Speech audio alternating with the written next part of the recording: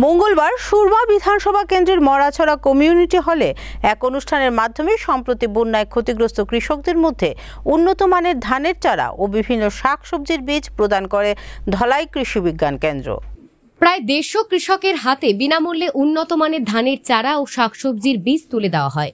মঙ্গলবার মরাছড়া কমিউনিটি হলে উপস্থিত ছিলেন সুরমা বিধানসভার বিধায়িকা স্বপ্না দাস পাল, রাজ্যের প্রদেশ কিষাণ মোর্চার সভাপতি প্রদীপ বরণ রায়, সহসভাপতি জয়দেব দেববর্মা, দুর্গা চৌমোহনী আরডি ব্লকের পঞ্চায়েত সমিতির চেয়ারম্যান ভানু প্রতাপ লোধি, ধলাই কৃষি বিজ্ঞান কেন্দ্রের কৃষি বিজ্ঞানী ডক্টর অভিজিৎ দেবনাথ, মরাছড়া পঞ্চায়েতের প্রধান সহ অন্যান্য অতিথিরা। ধলাই কৃষি বিজ্ঞান কেন্দ্রের কৃষি বিজ্ঞানী ডক্টর অভিজিৎ দেবনাথ বলেন, আমাদের মূল উদ্দেশ্য হল প্রাকৃতিক দুর্যোগে যদি কৃষকরা ক্ষতিগ্রস্ত হয় তাদেরকে বিভিন্ন ধরনের উচ্চ ফলনশীল বীজ সহ বিভিন্নভাবে সাহায্য করা।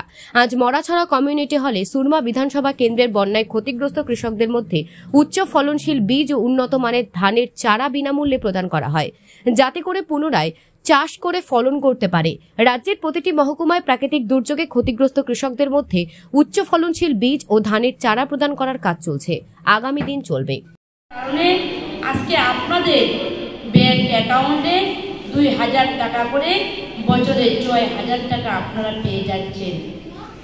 এই যে ক্ষতি হয়ে গেছে তারপরেও বোধহয় আমার মনে হচ্ছে এই 6000 টাকা যে আপনারা পেয়ে যাবেন, 2000 টাকা করে আগেও পেয়েছেন, প্রতি বছর আপনারা পান, সেইটা বোধহয় আপনাদের কাছে একটা অনুপ্রেরণা হয়ে উঠেছে যে বছরে আমরা আমাদের জমি নষ্ট হলেও আমরা সেই 6000 টাকা আমরা পেয়ে থাকি।